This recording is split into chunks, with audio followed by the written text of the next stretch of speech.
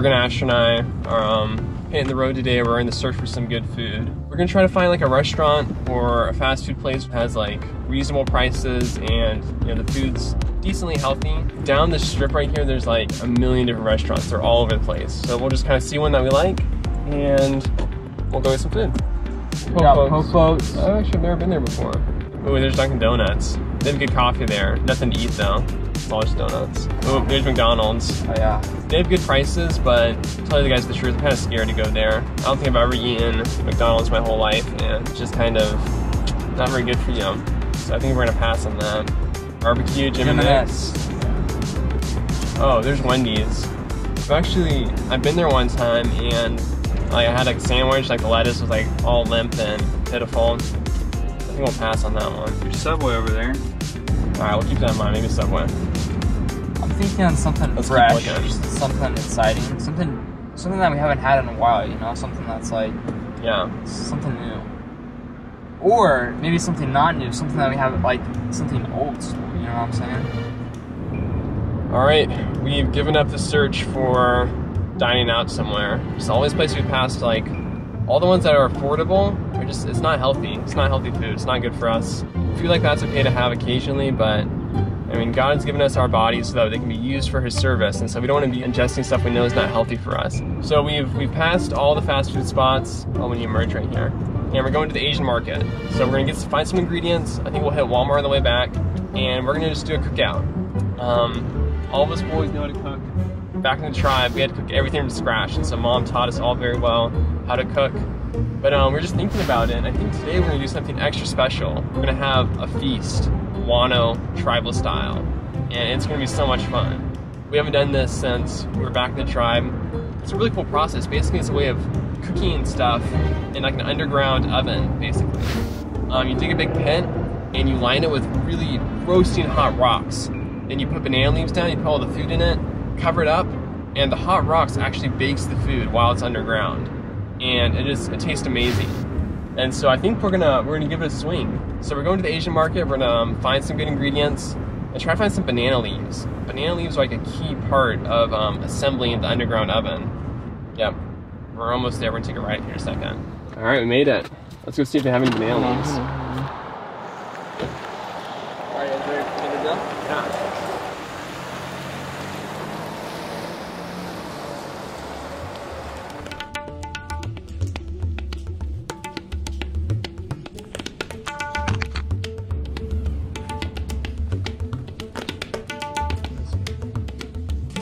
Yeah, the banana leaves will be in the freezers.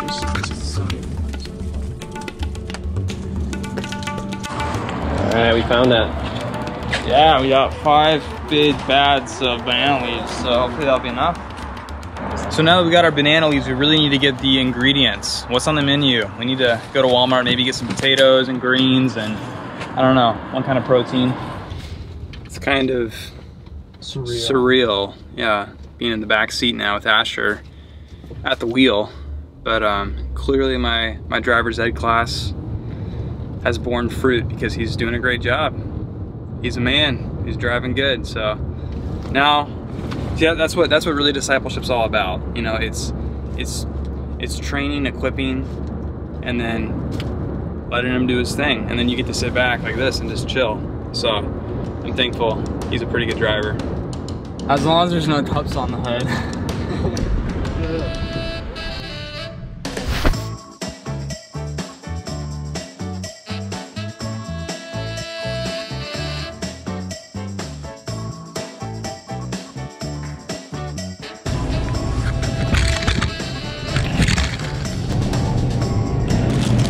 So usually for like a Wano feast, you would have like pork, they'd butcher some big pigs and throw them in there. But in this case, we don't have any pigs that we're gonna butcher or anything like that. And so I think we're just gonna try to put some shrimp in there and see how that tastes. All right, I think that's everything we need. Time to check out, head out.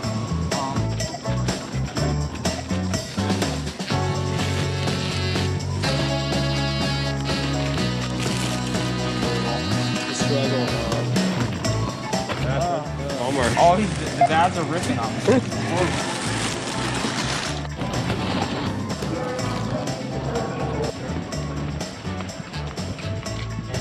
We have everything we need. We have all the ingredients, we have the banana leaves. So now we're gonna go over to our grandparents' house and start cooking.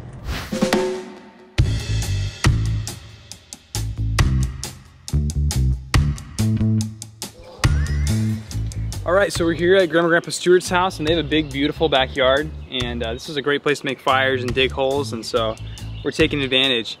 And here, Grandpa has a fire pit all set up, and it has some firewood on it and some kindling. So we're gonna get this blazing hot. So it's my job to go find the rots. It's a pretty important job, as you can tell. I'm very excited about it. So better get started. I think Grandpa's got some rots kind of over in this area, kind of like landscaping rots, but they're kind of just half buried in the dirt. And I think we're just gonna use those. One thing about Florida is that we don't actually have a lot of rots. We just have a lot of sand mostly. So the rots that we're gonna be using today are actually from Tennessee. That's where my grandpa grew up, and so he's brought multiple trips down, I think, over the years of rocks and stuff, just because they're so pretty. So I think those are the ones we're gonna try to find, but you won't just find, like, you know, natural rots here in Florida, unfortunately. That's what we're looking for. Definitely Tennessee rots, they're kind of orangey. Just make a pile right down that way. Morgan, what time is it? It's time to rock and roll. Got it, baby.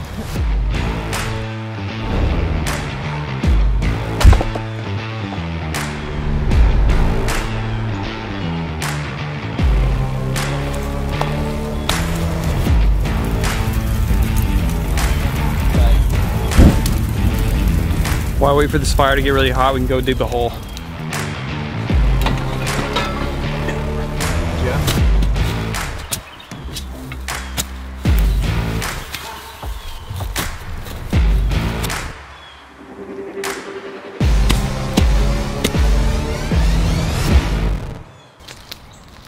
All right, so we have our fire. It's been going for a while now, and it's, you know, created a lot of nice hot embers on the bottom. So it's time to go ahead and start throwing our rock.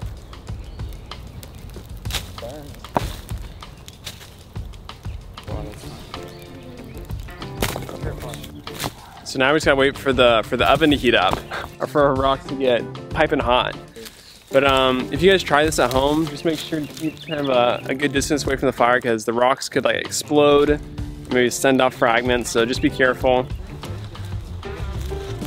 Ideally, you'd have just loads and loads of banana leaves and other kinds of leaves, but we're kind of limited here in terms of the flora. But I was looking around, I just asked Grandpa, he gave me permission to trim these a little bit. These leaves will work great to just kind of line the pit initially before we put the banana leaves in. Well, I have something very important to show you guys. This, I don't think you guys are ready for this. This is a prototype for a new Wild Brothers product. Tian's been working on these and putting them together. It's so cool.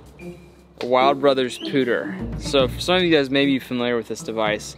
We've used this in some of our videos, at least one of them in the past. This is a super cool little device that we've used for many years to catch insects. Here, let me pop it off for you. And then on this side, so there's two holes. On this side, there's a little screen so that you can't accidentally suck anything out that's down here. And what you do is you go around little bushes and stuff, put the end on your mouth, and you suck up little insects with the end of this. So I'm gonna walk around here and see if I can find anything and kind of demonstrate for you guys.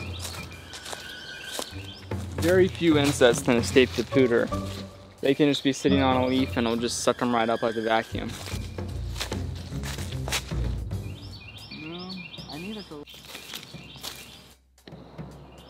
It's amazing what you can find when you just slow down for a little. I mean, it's so easy to pass by any one of these plants, but for instance, just on this one, there's this little cocoon on the bottom of it, and it's just kind of neat to get a closer look and check it out.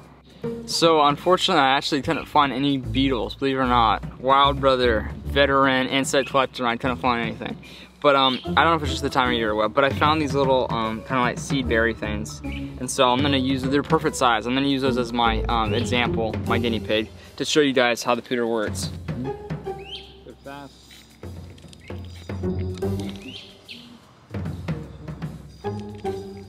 All right, so there you have it. I got all my little beetles in there, and then when I'm ready, I can just take off the top and do with them with what I please. Anyways, super effective, so stay tuned. Hopefully the Wild Brothers pooter will be in every American home within the next 5 days. No, I'm just kidding. All right, ready to start preparing the food. By the time I'm done with this, the rock should be ready to go and we can get started here. So we have our banana leaves, we have some greens and veggies, we have our shrimp, and then some seasonings over here. The reason a lot of people cook their food this way was because for a long time they didn't have any pots or pans. All that was introduced. They were so remote that even, simple technologies like that hadn't come in. The only way to cook their food was on an open fire or in a pit like this. And so it's really, really smart if you think about it. It's really cool tribal technology because the hot rock just kind of bakes everything that's in the pit.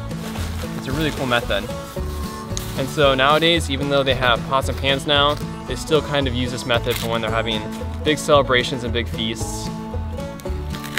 It's a great way to cook your food.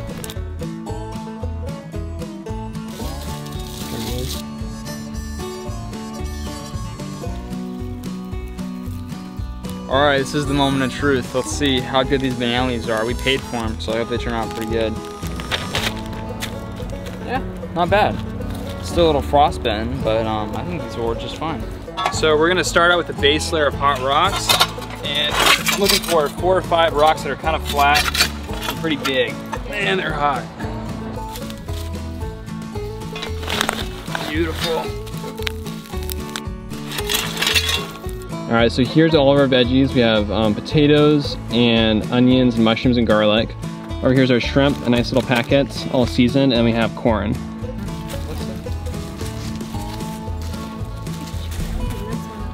All right, we're putting the greens first. I'm gonna just put all these veggies in here on top. Just spread them around the greens. Let some of that oil to seep in. So now that we have our first layer of hot rocks and the greens and all the food on top of it, we're gonna try to intersperse a couple smaller rocks that are wrapped in banana leaves inside with the food. Okay, go for it. Yeah, you gotta pick it up with the... So now we're gonna wrap up the pit. We're gonna pile it full of hot rocks and add a couple other leaves on top of it. And then we're all set. We'll just let it bake and do its thing. So, final step here.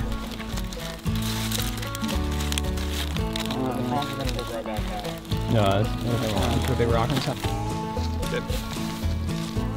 Otherwise, start with those two.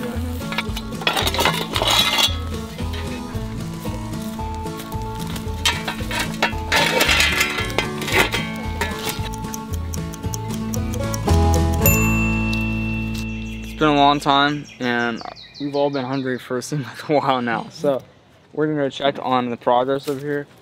The rots stay hot for quite a long time afterwards, but I think everything inside should be pretty much totally cooked. So we're gonna start unraveling all the different layers here and seeing what our food looks like. It smells so good. Wow. Beautiful. It kind of looks like just a big charcoaly mess right now. Yeah, it does. But inside, that's where the good stuff is. Yeah, I'm so excited. Just waited all day for this. But for a lot of things, you know, good things come to those who wait. So it's kind of like counterintuitive though, just like sit here and wait all day for just one meal. But it's gonna be really, really good. But yeah, it's totally, that kind of mindset is not really what our culture is all about. Just kind of drive down the road today and still those fast food places. It just reminds me that's kind of one aspect of how our culture thinks.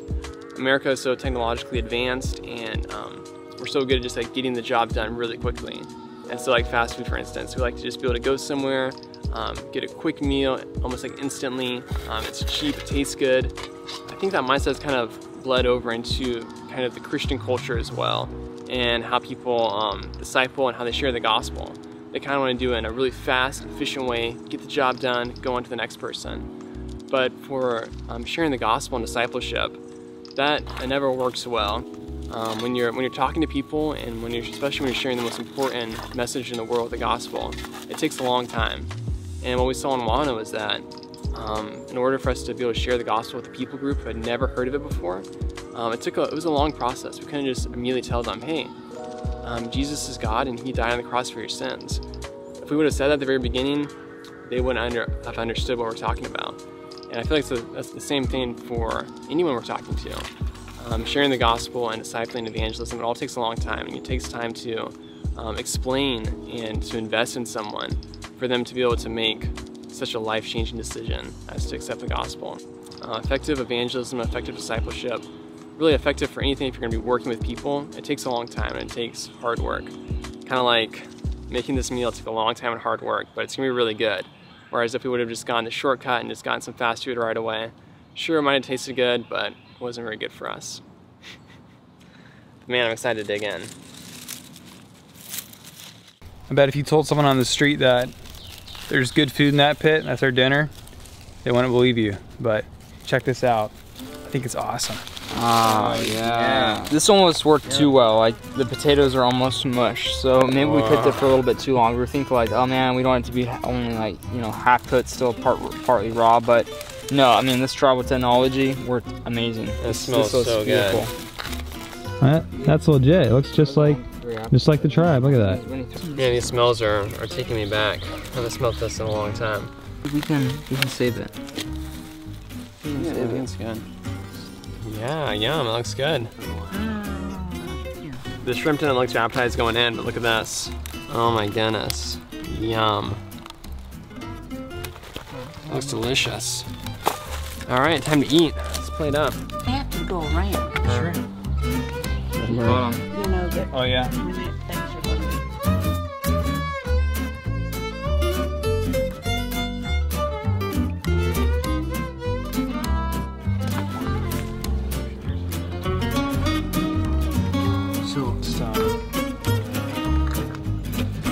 No, just one of the girls.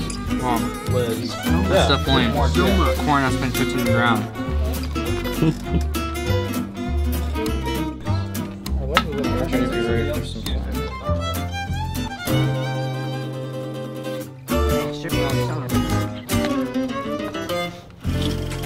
Thanks for watching The Wild Way, and double thanks if you've already liked or subscribed to our YouTube channel. If you want to get more involved with us, visit our Patreon website. Hit the link below to learn how you can become a member of our Patreon team and partner with us. Also, you'll get awesome benefits like exclusive vlog videos, like Wild Brothers merchandise, and a lot more.